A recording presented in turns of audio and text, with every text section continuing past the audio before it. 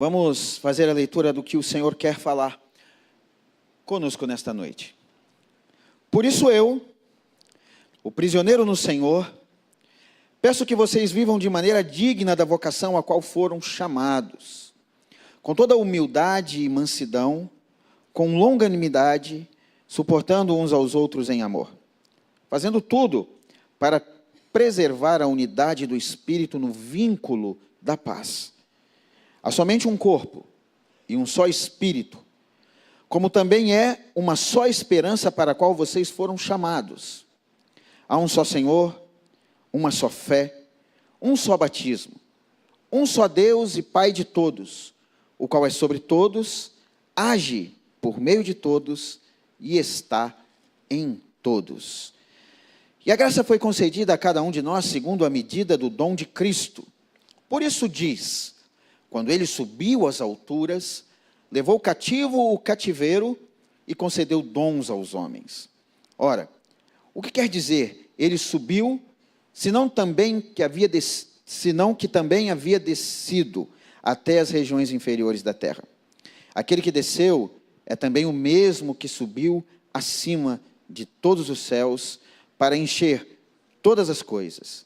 E ele mesmo concedeu uns para apóstolos, outros para profetas, outros para evangelistas e outros para pastores e mestres, com vistas ao aperfeiçoamento dos santos, para o desempenho do seu serviço para a edificação do corpo de Cristo, até que todos cheguemos à unidade da fé e do pleno conhecimento do Filho de Deus, ao estado de pessoa madura, à medida da estatura da plenitude de Cristo, para que não mais sejamos como crianças, arrastados pelas ondas e levados de um lado para o outro por qualquer vento de doutrina, pela artimanha das pessoas, pela astúcia como que induzem ao erro. Mas, seguindo a verdade em amor, cresçamos em tudo naquele que é a cabeça, Cristo, de quem todo o corpo, bem ajustado e consolidado pelo auxílio de todas as juntas, segundo a justa cooperação de cada parte, efetua o seu próprio crescimento para a edificação de si mesmo em amor. Amém? Senhor, esta é a tua palavra. Fale aos nossos corações, nos alimente nessa noite, é o que nós te pedimos, em nome de Jesus. Amém. Você pode se assentar. Renata, família, receba o nosso abraço, o nosso carinho, muito bom tê-los aqui conosco, embora numa situação difícil, de dor, mas temos a alegria de vê-los. Que Deus os abençoe, sintam-se abraçados por nós, amém? Eu trago o tema para uma reflexão na noite de hoje, e o desafio é juntos, através desse texto do apóstolo Paulo aos Efésios, refletirmos sobre a nossa caminhada como igreja, amando, crescendo e cooperando, amém? Você está disposto a isso?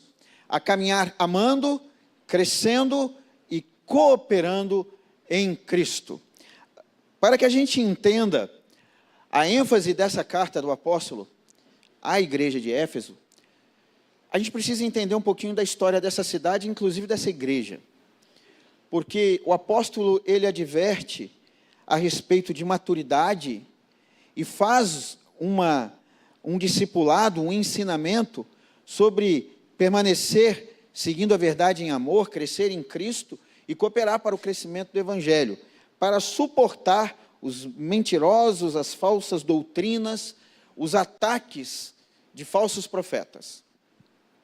Quando a gente lê na Bíblia a respeito dessas cidades às quais as cartas foram escritas, talvez a gente tenha um pensamento um pouco equivocado a respeito da estrutura dessas cidades. Quantos aqui, ao ler, por exemplo, carta do apóstolo aos Gálatas, carta do apóstolo Paulo aos Efésios, não imagina cidades pequenas? É assim que geralmente nós imaginamos. Igrejas pequenas, sem expressão, até porque a gente pode pensar, estava no início da estruturação das igrejas, apóstolo Paulo estruturando igrejas na Ásia Menor, então a gente geralmente pensa assim. Algumas pessoas, inclusive, já vieram me perguntar, mas, pastora, a cidade era pequena, era pequenininha, como é que era a estrutura dessa cidade? Então, para a gente entender a dimensão daquilo que o Senhor quer falar conosco, quero trazer mais ou menos aqui umas informações importantes sobre a cidade de Éfeso. Éfeso, na verdade, era uma grande metrópole da Ásia Menor. Não era uma cidadezinha, era uma grande metrópole. Perdia somente para Roma, para você ter ideia da dimensão e do tamanho dessa cidade. Historiadores apontam ali aproximadamente 250 mil habitantes. Resende tem 135, uma população estimada hoje de 139. Mas, enfim, Éfeso era bem maior do que a cidade de Resende hoje. E a palavra do Senhor vai exortar a igreja de Cristo situada nesta cidade. E era uma cidade muito conhecida por sua cultura, pelos seus estudos e pelo seu comércio. Ela tinha, de fato, um centro comercial próspero, rentável, que era totalmente baseado, na maioria do seu desenvolvimento, através da adoração a Ártemis. Existia ali em Éfeso um templo para a deusa Ártemis, uma deusa pagã, e todo o comércio religioso daquela cidade acontecia em volta disso. Estatuetas, tudo vendido, um comércio que enganava o povo. Existia em Éfeso um teatro, que era conhecido em toda a Ásia Menor. Inclusive, existem ruínas ainda. E existia a Biblioteca de Celso. Então, são 3 pontos que mostram como Éfeso era uma cidade relevante na Ásia Menor. Então, aqui nós não estamos falando de uma cidadezinha e nós não estamos falando de uma igrejinha. Nós estamos falando de uma cidade e de uma igreja relevante. E vem a carta, inclusive, do apóstolo, exortando esta igreja. E agora eu quero chamar muito a sua atenção para uma primeira análise que nós vamos fazer com relação a esta carta. Porque o que me chama bastante atenção nessa pregação não é a primeira carta. Não é essa carta do apóstolo Paulo, mas é uma segunda carta que essa igreja recebe. Nessa primeira carta, uma carta teológica e uma carta de instrução de vida para a igreja. O apóstolo Paulo, ele tem as suas cartas teológicas e as suas cartas pastorais. Nesse caso aqui é uma carta teológica, uma carta para a igreja. Está trazendo discipulado, está trazendo instrução, está trazendo conhecimento. E o que o apóstolo Paulo traz a essa igreja? Ele traz um ensinamento, ele traz um alerta, seguindo a verdade em amor. Seguindo a verdade em amor. Essa igreja ela está sendo alertada que ela não pode deixar de amar a verdade. Não é seguir a verdade de qualquer maneira, mas é seguir a verdade em amor. Não é seguir a verdade porque todos estão seguindo a verdade, mas é seguir a verdade em amor. E quando nós falamos seguir a verdade, nós estamos falando de Cristo. Então é seguir a Cristo, seguir a verdade em amor, conhecendo que Ele nos amou primeiro. Seguindo a verdade em amor, não pelo que o amor pode fazer por nós, mas pelo que Ele já fez por nós. Seguindo a verdade em amor, não motivado pelo que o amor pode fazer por nós. Não é essa a motivação, mas reconhecer que o Cristo vivo morreu no nosso lugar, ressuscitou, vive e reina eternamente. Seguir a verdade em amor, decidido a viver através de uma nova ótica, de uma nova escuta, através de um novo caminhar, de novas escolhas, de uma nova proposta de vida, inclusive de novos hábitos para o viver em Cristo. Então, quando o apóstolo chama essa igreja e diz, mas seguindo a verdade em amor, cresçamos em tudo naquele que é a cabeça, Cristo Jesus. Ele está alertando aquela igreja, preserve o amor. Não abra mão do amor. Permaneça firme na sua proposta como igreja. Porque no conhecimento de Paulo, uma carta que foi escrita na prisão, no conhecimento de Paulo, a igreja estaria sofrendo, porque ele conhecia o contexto, ele conhecia a região, ele sabia o que poderia estar acontecendo ali. Bombardeios, perseguição, falsos profetas, falsos ensinamentos. E parece que hoje, 2025, nada muda. A igreja permanece sendo perseguida, permanece sendo atacada por falsos ensinamentos, por falsos profetas, por sugestões do inimigo, por tentações do inimigo. E essa igreja alertada pelo Senhor, alertada pelo apóstolo Paulo. Essa carta ela foi escrita aproximadamente 62 depois de Cristo. 62 anos depois de Cristo. Cristo morreu aos 33, 29 anos depois da morte de Cristo. Essa carta estava sendo escrita. A igreja primitiva já sofreu perseguição. As igrejas que estavam sendo plantadas pelo ministério apostólico ali, também sofrendo perseguições. E ela é alertada, ela é discipulada, ela é sustentada pela palavra. Ocorre que, o que chama a atenção, é que essa igreja, ela recebe depois uma nova carta, 28 anos depois. E a primeira reflexão que eu quero fazer com você é, você como igreja de Cristo, recebendo tudo o que você está recebendo hoje, sendo sustentado pela palavra do Senhor, sendo sustentado pela verdade, sendo orientado, sendo exortado às vezes, sendo edificado, sendo consolado pela palavra do Senhor. Você se considera um corpo, você se considera um membro desse corpo, alimentado, sustentado e cuidado? Amém? Como seria uma carta escrita para você daqui a 28 anos? Com vistas em colocar em prática tudo aquilo que você tem aprendido hoje. Como seria essa carta? Vamos ver como foi a carta para essa igreja. Quando João, na ilha de Patmos, teve a sua experiência, e Jesus ali pede para que ele escreva carta para as 7 igrejas da Ásia Menor. Quais são as igrejas do Apocalipse? Quais são as igrejas da Ásia Menor que receberam a carta de Jesus Cristo através de João? Você lembra?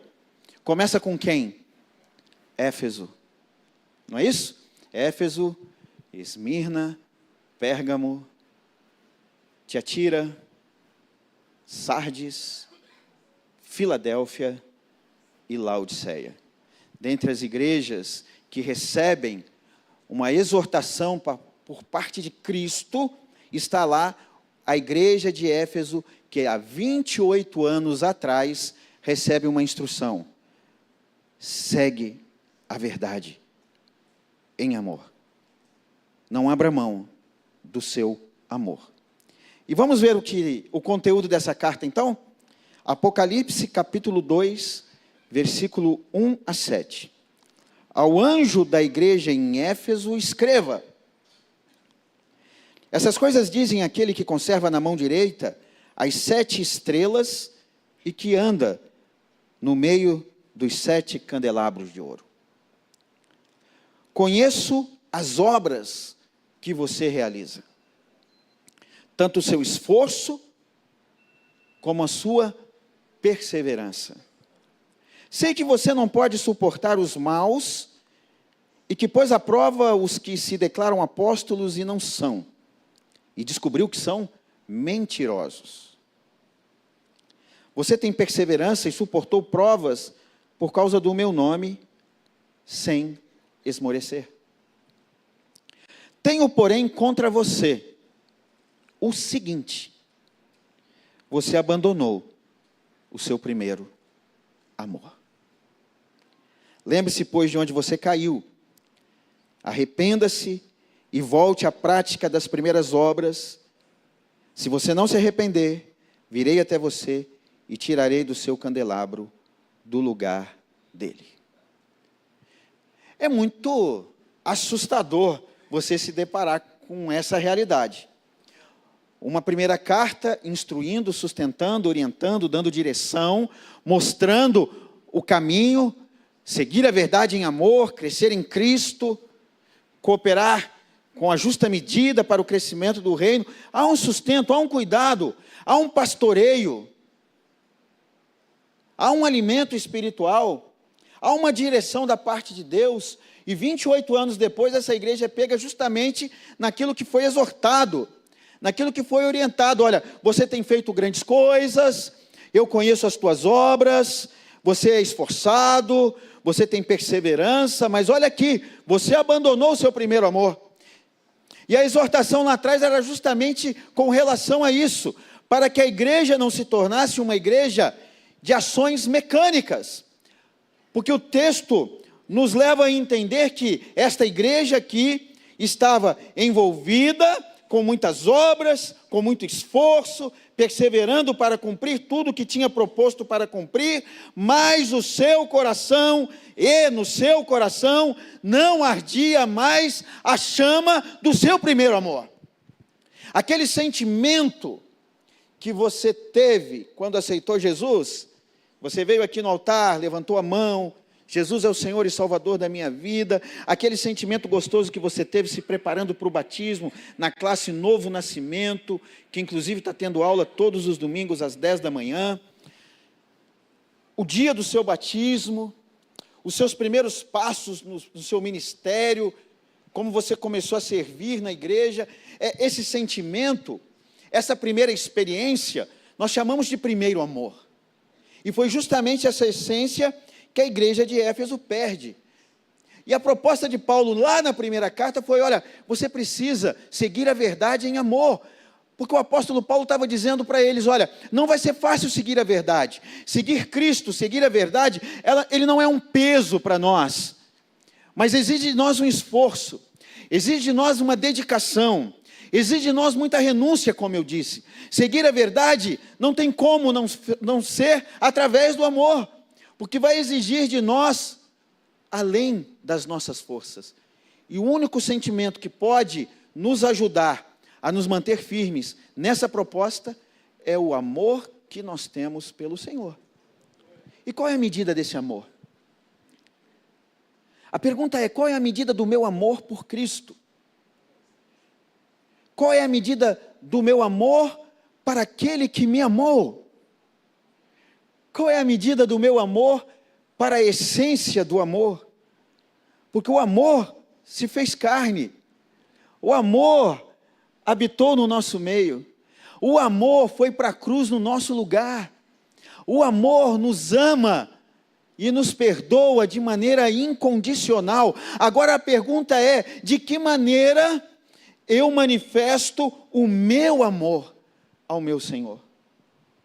De que maneira eu vou me posicionar diante do meu Senhor, seguindo a Ele, numa proposta de crescimento com Ele, e numa proposta mais desafiadora ainda, de cooperar para o seu reino. De Gênesis a Apocalipse, a Bíblia nos ensina a amar, crescer e cooperar. Na dinâmica do amor, inclusive, nos deparamos também com o perdão. Na dinâmica do crescimento, nós nos deparamos com a multiplicação, com o evangelismo. Na dinâmica da cooperação, nós nos deparamos com a nossa vida na medida certa, dando ao Senhor aquilo que Ele nos deu, ofertando ao Senhor o nosso tempo, o nosso ministério, a nossa vida, mas na medida certa. Como eu e você estamos lidando com esse amor? É uma primeira reflexão. Como eu e você estamos lidando com esse amor? Um amor que foi doado a nós. E como que a igreja trabalha a questão desse amor? De que maneira você tem amado o Senhor Jesus? Qual seria o tema da sua carta daqui a 28 anos? O que você espera ouvir do Senhor no seu futuro? O que você espera ouvir do Senhor daqui a alguns anos? Que o Senhor te abençoe, que o Senhor abençoe as obras das suas mãos, ou que o Senhor te exorte, que o Senhor te mostre algo que Ele te ensinou lá atrás. Eu quero trabalhar 3 pontos com vocês com base nesse texto do apóstolo Paulo aos Efésios. E o primeiro deles é não negociar o caminho da verdade. Não negocie a verdade. A verdade é o sustento para as nossas vidas. E a gente muitas vezes percebe homens e mulheres de Deus negociando o caminho da verdade em troca de tão pouco.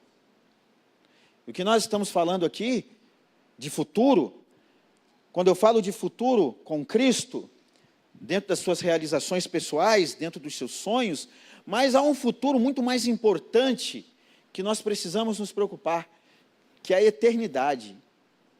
Então eu não posso negociar, César, a verdade. A verdade, ela é a verdade.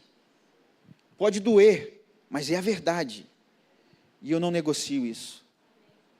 E as pessoas estão achando que existe mentirinha, mentira e mentirona. Mentira. A mentira não pertence ao Senhor. O grande erro da igreja hoje é conhecer a verdade e não querer permanecer nela. Texto de João, capítulo 8, versículo 32, vai dizer o seguinte: conhecerão a verdade, e a verdade os libertará. Quando eu conheço a verdade, quando você conhece a verdade, nós somos libertos por essa verdade. É o impacto que vem contra as nossas vidas. Você lembra do dia que você foi confrontado contra o seu pecado, que você foi confrontado contra o seu velho homem?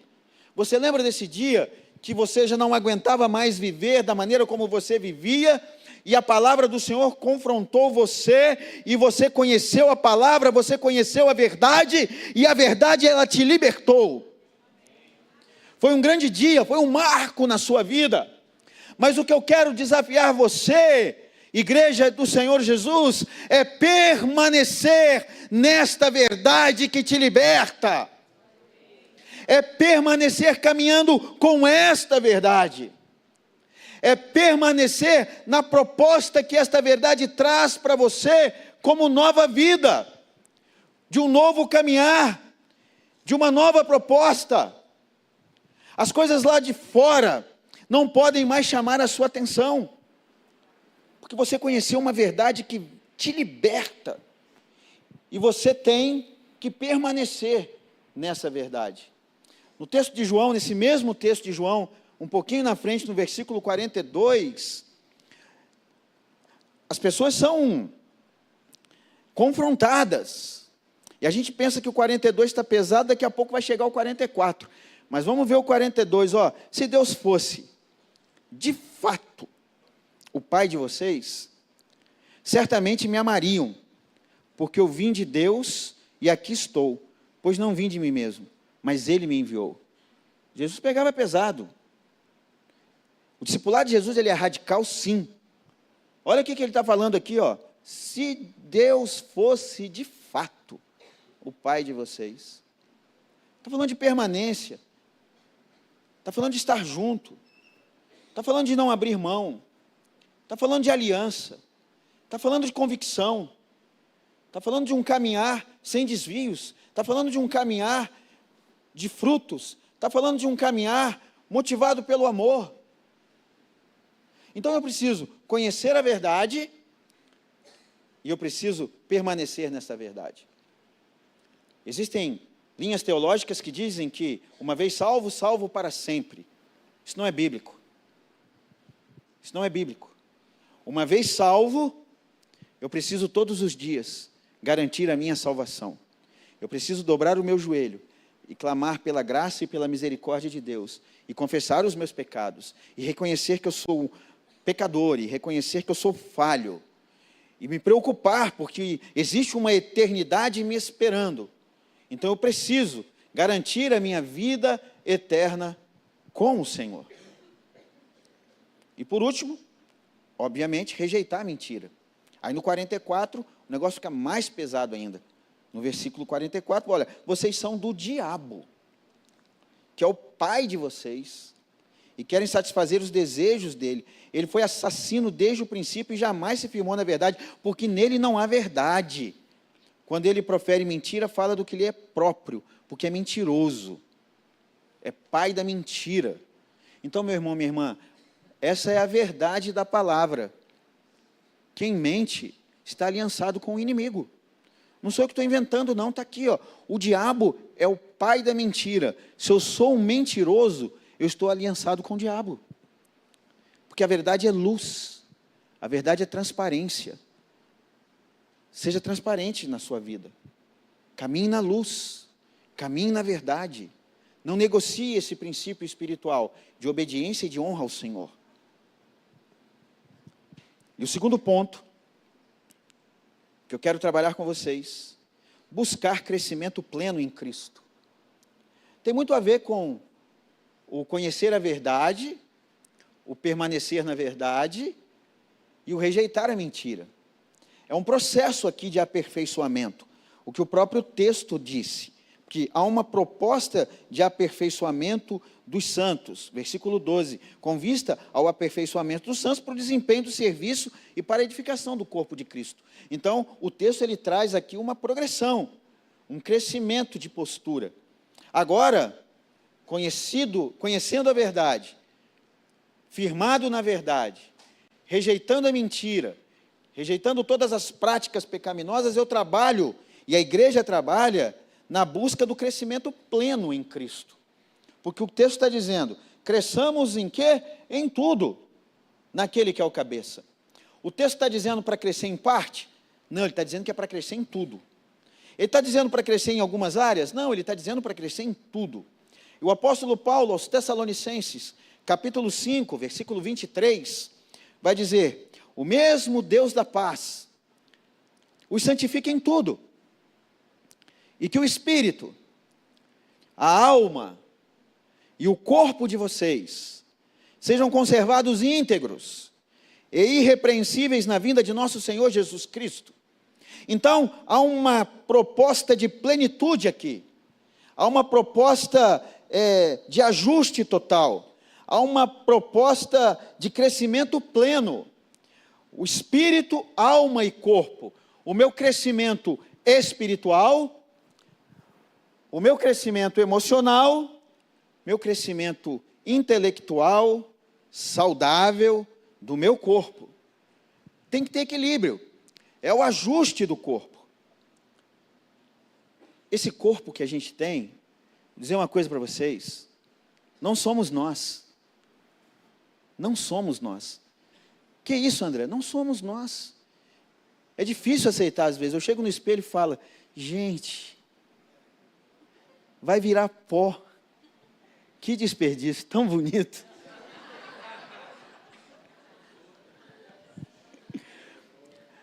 Mas a gente tem que concluir que esse corpo aqui não sou eu. É o templo. Eu estou aqui. Essa carcaça aqui, bonita, ajeitada, ela carrega o meu verdadeiro eu. O meu espírito e a minha alma. Aí nós estamos falando de eternidade. Porque esse corpo aqui, 95, 96 anos, para mais, já não vai mais existir. E como que você tem trabalhado o teu espírito e a tua alma? O corpo, a gente sabe que vivemos um momento em que está todo mundo voltado para o corpo, não é verdade? Tem que malhar, tem que correr, né? Tem que fazer exercício. Eu preciso fazer, inclusive, né? Pastor Rodrigo é atleta, eu não sou. Eu sou sedentário. A gente está cuidando do corpo e precisa cuidar do corpo. Você precisa realmente ir para a academia, você precisa ter uma alimentação saudável, você precisa fazer exercício, é óbvio que precisa. Você tem que cuidar do templo do Espírito Santo, porque o Espírito Santo, ele habita aqui. E você precisa se movimentar através desse corpo aqui. Mas e o seu espírito? Mas e a sua alma? De que maneira que você está tratando isso? E Deus mostra nessa noite almas feridas aqui. E a alma ferida atrapalha o ajuste de todo o corpo. Porque é a plenitude, é crescer em tudo. E muitas vezes o indivíduo não consegue crescer em tudo, porque geralmente se depara com a alma ferida, que é o psique, que é o centro das emoções, é a dor, é o medo, é o sentimento de incapacidade. E como que a gente trata isso? No altar do Senhor. Buscar crescimento pleno em Cristo. Então o corpo está legal, o corpo está saudável, o corpo está sarado, mas e a alma? E o espírito? Estamos falando de eternidade. E a pergunta é, preste atenção no que eu vou te perguntar agora. Os hábitos que você pratica hoje, preste atenção no que eu vou te perguntar. Os hábitos que você pratica hoje, te aproxima ou te afasta do futuro que você deseja em Cristo? Aí aqui nós estamos falando de dois futuros, tá? O futuro da eternidade e o futuro dos teus planos e dos propósitos que você tem para essa vida aqui. Aí se você tem praticado hábitos que te afastam da realização desse futuro, é hora de você abandonar todos esses hábitos que têm afastado você. É hora de fazer isso. E Deus, Ele nos dá a capacidade de nos reinventarmos a cada dia, de nos posicionarmos de uma maneira diferente com Ele todo dia. O GPS, ele não espera você chegar, se você escolher um caminho errado, se você errar a rota, ele não vai esperar você chegar ao final para dizer para você que você chegou no lugar errado. Vai? O que ele vai mandar você fazer? Recalcular a sua rota. E é o que Deus faz conosco. Deus, Ele não vai esperar você no juízo final para bater no seu ombro e falar assim, olha, você escolheu o caminho errado. Pelo contrário, todos os dias, Ele te dá a oportunidade de recalcular a sua rota. Ele te dá essa oportunidade de recalcular a sua rota. Então, ao chegar no juízo final, você não vai poder dizer, errei. Não, porque você tem tido oportunidades aqui para recalcular a sua rota todos os dias. O equilíbrio físico, emocional e intelectual ajusta o seu corpo para que você, como parte, como membro do corpo de Cristo, possa estar também bem ajustado. Então eu quero convidar você a olhar para a tua alma nessa noite. Talvez a tua alma esteja ferida demais, esteja atrapalhando o ajuste de tudo aquilo que Deus tem para você. O terceiro ponto, oferecer minha justa cooperação para o crescimento do reino. E eu gosto desse versículo justamente por essas duas palavrinhas, justa cooperação. O que o apóstolo Paulo está convidando a igreja é para que cada um colabore com uma parte justa. Então, ele não está propondo aqui uma sobrecarga, ele não está propondo aqui muitas coisas, e isso aqui se encaixa muito com as duas últimas pregações que fomos ministrados aqui. Fomos ministrados sobre Marta e Maria, e foi se falado muito sobre correria, sobre sobrecarga, sobre muitos serviços, sobre o desespero de estar de um lado para o outro. Foi falado também sobre a escolha da boa parte, que não é tirada. E agora, nesse domingo, o Senhor nos leva a falar sobre uma justa cooperação para o crescimento do reino. Então é a sua justa cooperação, é a parte que te cabe. Então a parte que te cabe eu não vou poder fazer, porque se eu tiver que fazer a parte que cabe a você, aí você está me sobrecarregando, enquanto você fica de braço cruzado. Você está entendendo? Não acontece aqui, só na igreja metodista do Cazaquistão. Aqui isso não acontece. Agora, você tem que concordar comigo, se eu faço parte de um corpo,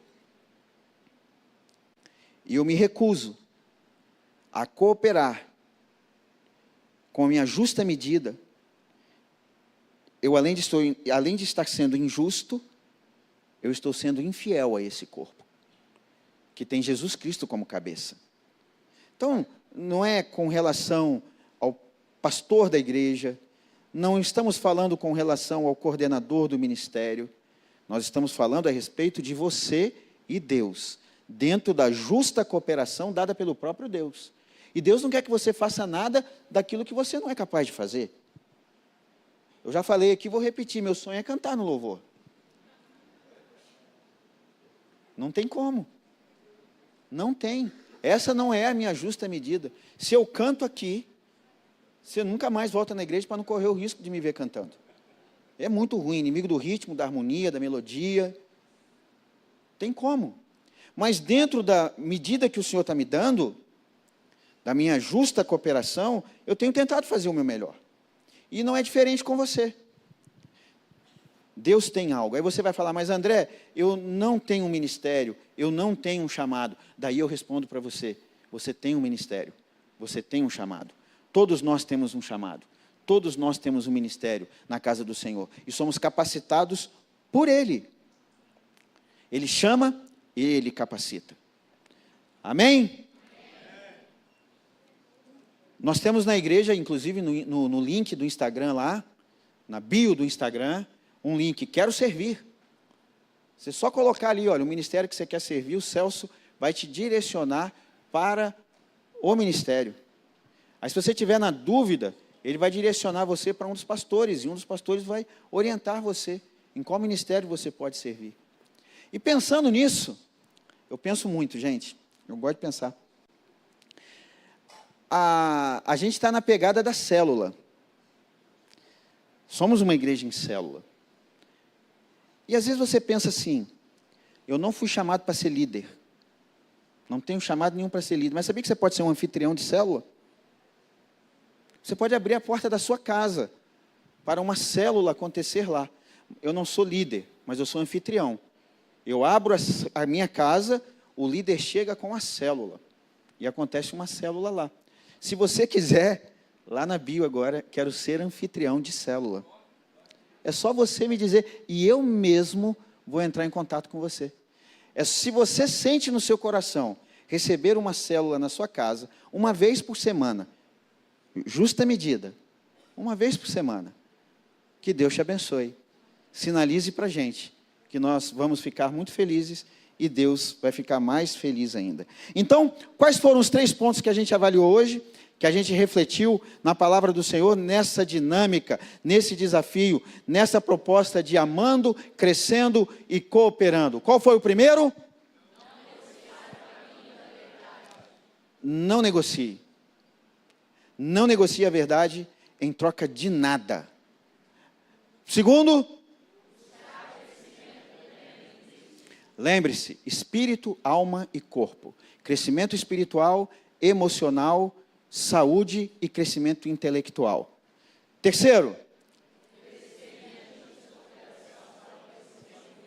oferecer a minha justa cooperação para o crescimento do reino. Então, de alguma maneira, você pode cooperar para o crescimento do reino. De alguma maneira, você pode servir aquele que morreu no seu lugar.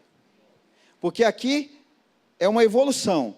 Eu conheço, permaneço, cresço, sou preparado para servir. Para que outras pessoas, através da minha vida, também possam conhecer, permanecer, crescer e justamente cooperar. É uma dinâmica, é um ciclo. Quero convidar você a se colocar de pé.